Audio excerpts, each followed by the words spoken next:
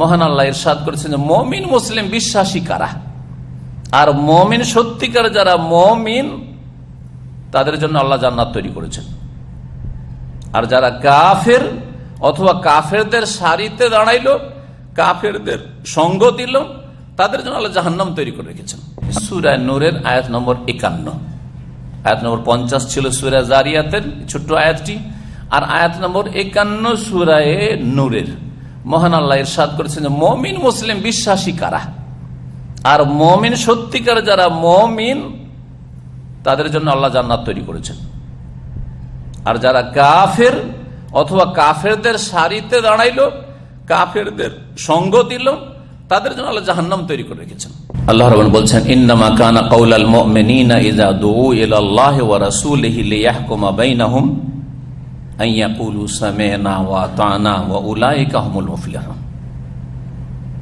ইরশাদ করছেন ইন্নামা কানা কাউলাল মুমিনিন, নিশ্চয়ই মুমিনদের কথা হচ্ছে এই।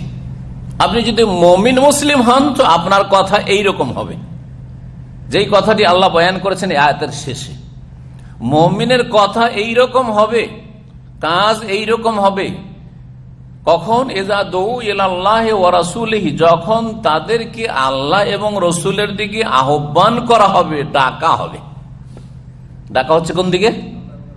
আল্লাহর দিকে এবং তার প্রিয় রাসূল সাল্লাল্লাহু আলাইহি ওয়াসাল্লামের দিকে। যখন আল্লাহর দিকে ডাকা হবে, তার রাসূলের দিকে ডাকা হবে, কিসের জন্য ডাকা হবে? লিয়াহকুমা বাইনাহুম, যাতে করে রাসূলুল্লাহ সাল্লাল্লাহু আলাইহি ওয়াসাল্লাম আল্লাহর আদেশ নিষেধ অনুযায়ী, আল্লাহর নাযিলকৃত বিধান অনুযায়ী তিনি জীবনের প্রতিটি ক্ষেত্রে ফয়সালা করে দেবেন, সুবিচার করে দেবেন। লিয়াহকুমা বাইনাহুম, সিদ্ধান্ত কে দেবেন? সিদ্ধান্ত দাতা কে? আল্লাহ রাব্বুল আলামিন তো তার বিধান নাজিল করে দিয়েছেন, কিন্তু এই সিদ্ধান্ত শোনাবেন কে? রাসূলুল্লাহ সাল্লাল্লাহু আলাইহি ওয়াসাল্লাম। লিয়াহকুমা বাইনাহুম, যাতে করে তাদের মাঝে, মুমিন মুসলিমদের মাঝে, মানব জাতির মাঝে তিনি সিদ্ধান্ত শুনিয়ে দেন, বিচার করে দেন, ফয়সালা করে দেন। লিয়াহকুমা বাইনাহুম, আল্লাহ এবং রসুলের দিকে ডাকা হবে। কিসের জন্য?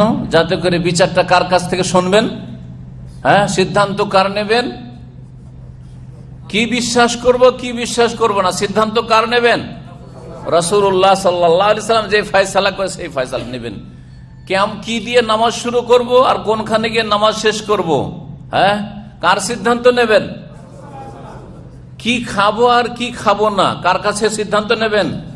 রাসূলুল্লাহ। এইটা খাওয়া হালাল, এটা গা হুয়া খাওয়া হালাল, পানি হালাল, আর মদ হচ্ছে হারাম। এটা কেমন করে জানলেন? হ্যাঁ, সিদ্ধান্ত কার? বিধান হচ্ছে আল্লাহর, আর সিদ্ধান্ত ফয়সালা শোনাচ্ছেন কে? মুহাম্মাদুর রাসূলুল্লাহ সাল্লাল্লাহু আলাইহি ওয়াসাল্লাম। এই জন্য বলা হয়েছে ইযা দুউ ইলাল্লাহি ওয়া রাসূলি, আল্লাহর দিকে ডাকা হচ্ছে আর তার রাসূলের দিকে ডাকা হচ্ছে।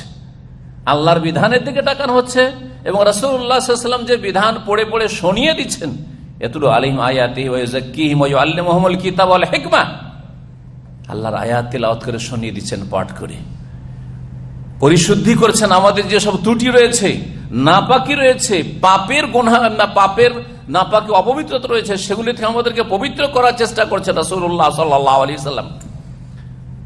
ওয়া ইউযাক্কিহিম ওয়া ইউআল্লিমুহুমুল কিতাব ওয়াল হিকমা, এবং কোরআন সুন্নাহর জ্ঞান দান করছে, কিতাব ও হিকমতের যখন দেবেন। এটা হচ্ছে রাসূলুল্লাহ সাল্লাল্লাহু আলাইহি ওয়াসাল্লামের সিদ্ধান্ত শুনিয়ে দেওয়া। যখন সিদ্ধান্ত শোনাবেন কে? রাসূলুল্লাহ সাল্লাল্লাহু আলাইহি ওয়াসাল্লাম।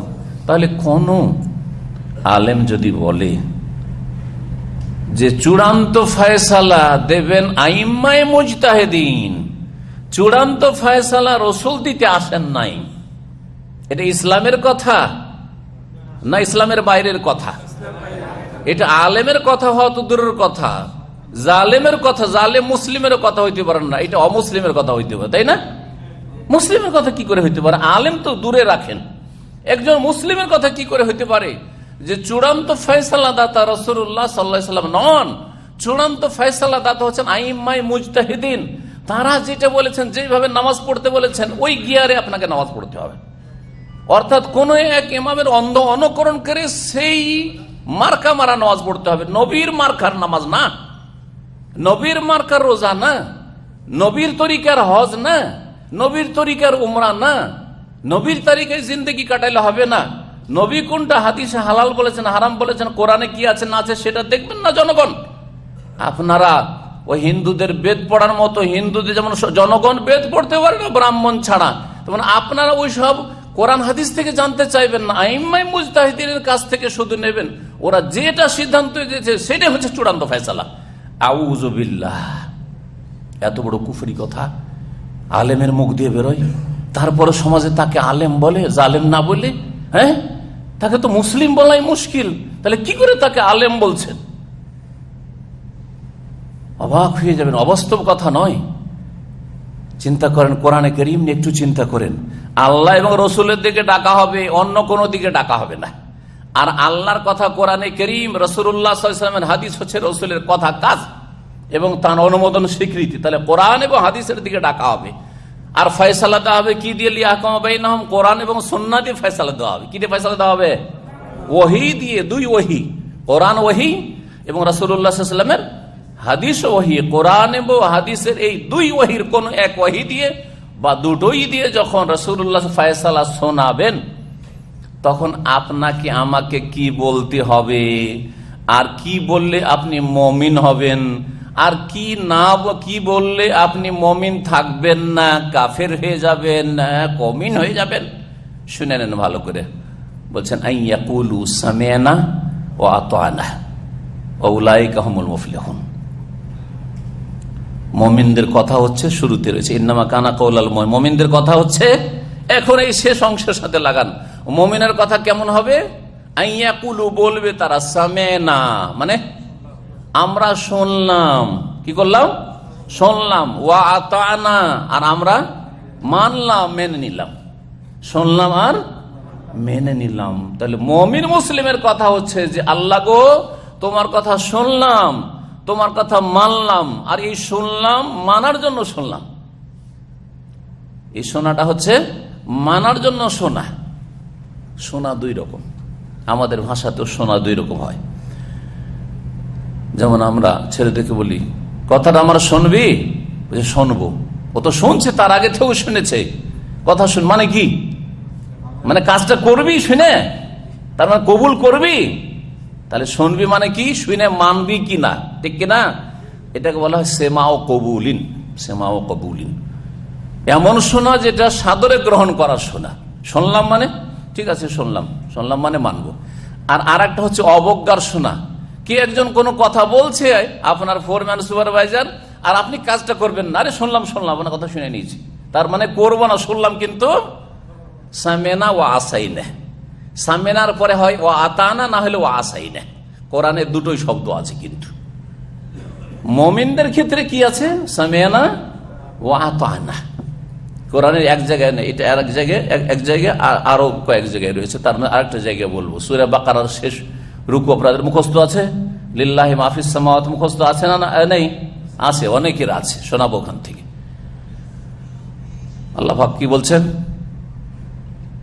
ওয়াকালু, মুমিনরা বলে, সামি'না ওয়া আতা'না, আমরা শুনলাম এবং মানলাম। গফরানাকা, হে আল্লাহ, সুতরাং তোমার কাছে ক্ষমা চাই, মাফ করে দাও। রব্বানা, হে আমাদের রব, ওয়া ইলাইকাল মাসির, আমার রাসূল থেকে। হ্যাঁ, শেষ আয়াতের আগের 285 নম্বর আয়াত।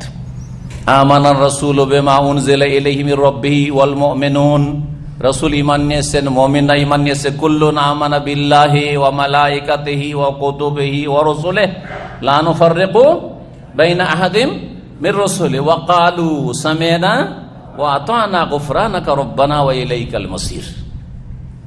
আল্লাহ, তোমার কাছেই ফিরে আসতে হবে, তো সুতরাং তোমার কথা শুনবো না তো কার কথা শুনবো? সামি'না, তোমার কথা শুনলাম, তোমার নবীর কথা শুনলাম, ও আতানা, এবং সাদরে গ্রহণ করলাম, মেনেও নিলাম। শোনার পরে কি করলাম? মেনে নিলাম। এটা হচ্ছে কার কথা? সূরা নূরের আয়াতে বলা হচ্ছে ইন্নামা কানা কাউলাল মুমিন, মুমিন মুসলিম যদি হন তো আপনার কথা হবে, হে আল্লাহ তোমার কথা শুনলাম, হে আল্লাহ তোমার রাসূলের কথা শুনলাম, সামি'না ওয়া আতানা ওয়া উলাইকা হুমুল মুফলিহুন, এরাই হচ্ছে সফল কাম, এরাই হচ্ছে সাকসেস, সফল কাম, সাকসেস। ওরা নয় যারা ডাক্তার ইঞ্জিনিয়ার হতে পেরেছে আর ডেইলি লাখ লাখ টাকা ইনকাম করছে, বড় পুঁজিপতি হয়েছে, বাংলাদেশের 1 নম্বর 2 নম্বর 3 নম্বর সিরিয়ালে 10-এর মধ্যে আছে সবচেয়ে বড় ধনী, পৃথিবীর শীর্ষস্থানীয় ধনী এরা। ওরা সফল নয়।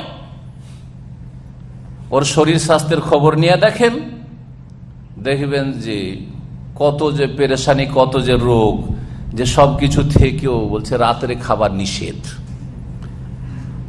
গরু নিষেধ, খাসি নিষেধ, তাই না, চর্বি নিষেধ, তেল নিষেধ, চিনি নিষেধ, নিষেধ নিষেধ নিষেধ, রাত্রে খাওয়া দাওয়া নিষেধ। আছে না নেই? কোন শান্তি আছে? আর আপনি আমি গরিব মানুষ সবই খেতে পারছেন আলহামদুলিল্লাহ। নিচের দিকে দেখেন, যদি আপনারা অনেকে অসুস্থ থাকেন, আর আমরা সকলেই অসুস্থ, নিচের দিকে দেখেন অনেকের চাইতে ভালো আছি, ঠিক কিনা?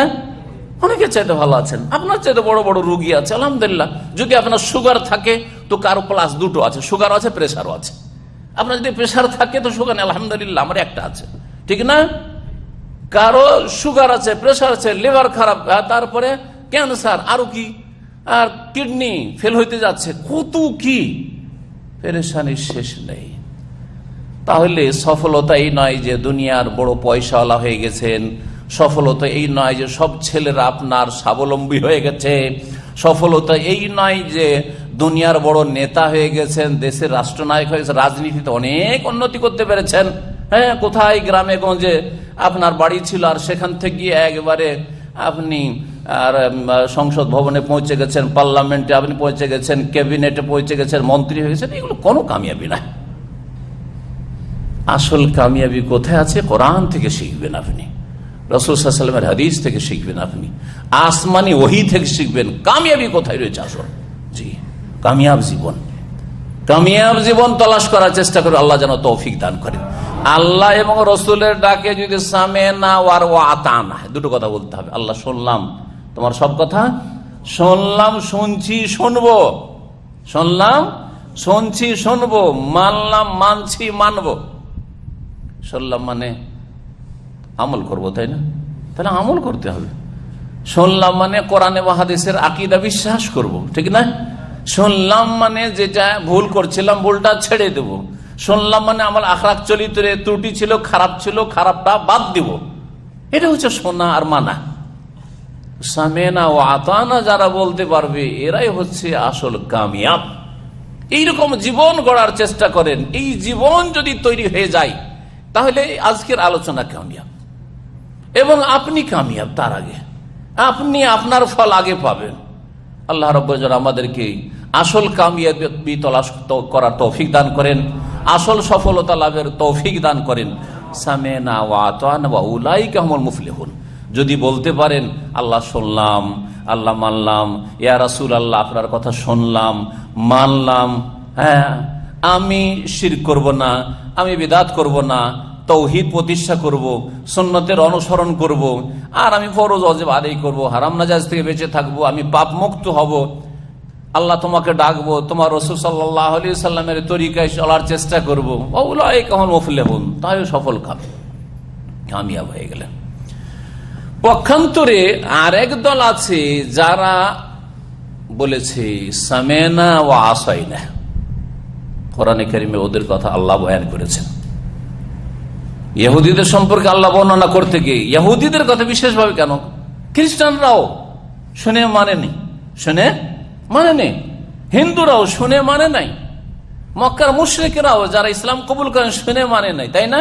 কিন্তু বিশেষভাবে ইহুদিদের কথা এই জন্য আল্লাহ বর্ণনা করেছে কোরআনে কারিমে যে ইহুদিরা এই সমস্ত যে বিভিন্ন মুশরিক আর কাফের দলগুলি রয়েছে তাদের মধ্যে বেশি জ্ঞান রাখতো আসমানি কিতাব তাওরাত ইনজিল সম্পর্কে, বাইবেল সম্পর্কে তাদের বেশি জ্ঞান।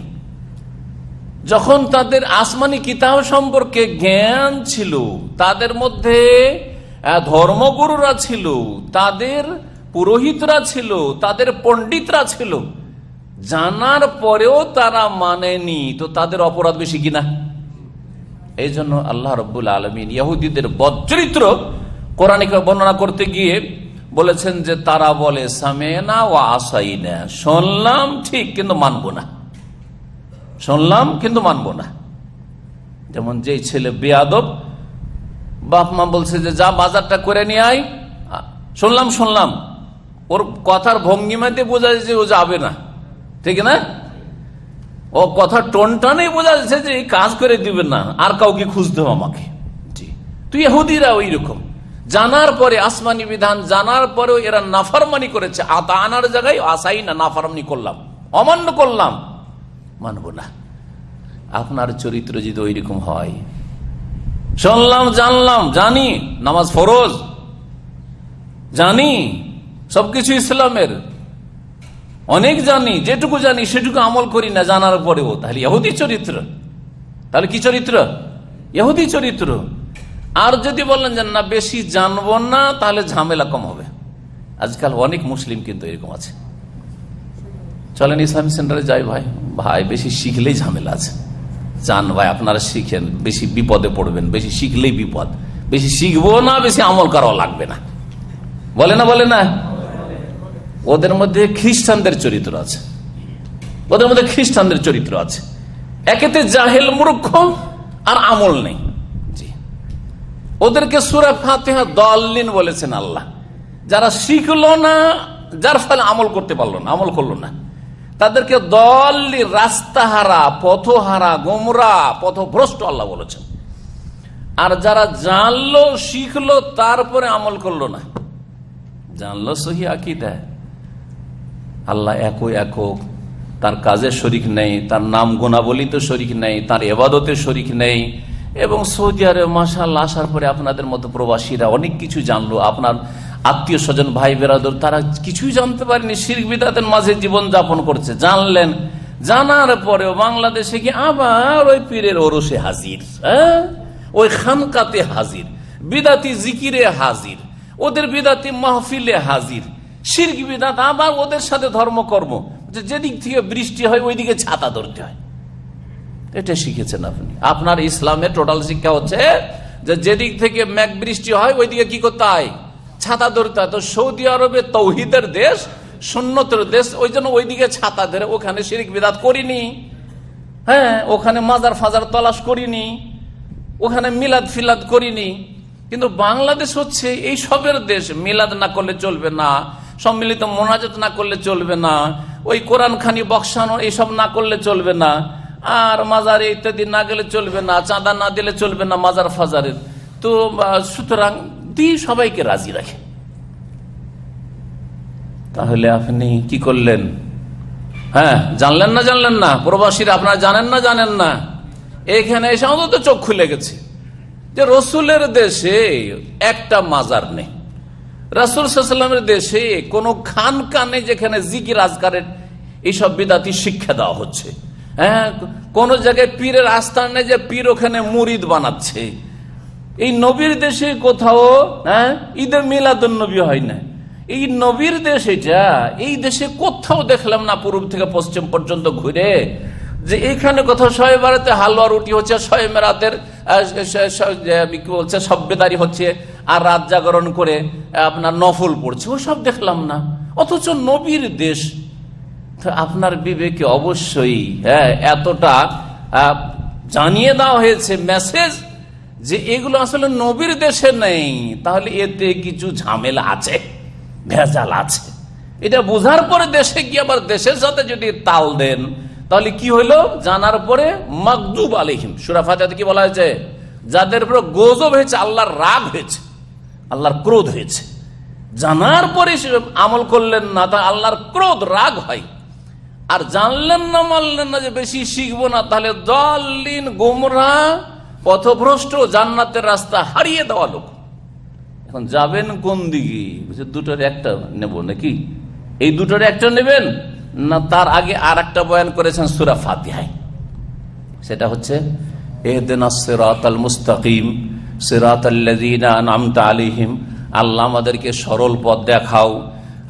সরল পথ হচ্ছে তাদের পথ, সিরাতাল্লাযীনা আনআমতা আলাইহিম, যাদেরকে তুমি পুরস্কৃত করেছো, যাদেরকে তুমি নিয়ামত দিয়েছো, যাদেরকে তুমি এনাম করেছো, যাদেরকে তুমি প্রাইজ দিয়েছো আনআমতা আলাইহিম, পুরস্কৃত। তিনটা দল, কোন দলে যাবেন? পুরস্কৃত, গজব প্রাপ্ত আর পথভ্রষ্ট। কোন দিকে যাবেন? পুরস্কার চান। কি চান আল্লাহর কাছে? পুরস্কার চান। তাহলে কি করতে হবে? সামেনা ও আতানা বলতে হবে। সামেনা ও আতানা। আর যদি বলেন যে শুনবো না, বেশি শিখবো না, সুতরাং মানবো না, শুনবো না, তখন মানাটাও বাদ। তাহলে দল্লিন খ্রিস্টানদের মতো। আর যদি বলেন যে যাই একটু শুনে আসি কি বলছে, আর তারপর কাপড় ঝাড়া দিয়ে যেটুকু শিখেছিলেন এখানে ঝেড়ে ঝুড়ে রেখে দিয়ে মসজিদে রেখে দিয়ে চলে গেলেন, তাহলে কার মতো হইলেন? ইহুদিদের মতো মাকজুব আলাইহিম হইলেন। আল্লাহ যেন গজব থেকে বাঁচায়, আল্লাহ যেন গুমরাহি থেকে বাঁচায়, হ্যাঁ, জাহান্নাম থেকে বাঁচায়। আল্লাহ যেন আমাদেরকে সরল পথে রাখেন এবং জান্নাতে সহি সালামত পৌঁছার তৌফিক দান করেন। যেভাবে আল্লাহ রাব্বুল এখানে বসার সুযোগ দিয়েছেন, ওইভাবে যেন জান্নাতে আল্লাহ রাব্বুল আলামিন মুমিনদের সাথে বসার সুযোগ দান করেন, আম্বিয়া রাসূলগণ সিদ্দিকিন শুহাদাদের সাথে বসার সুযোগ দান করেন।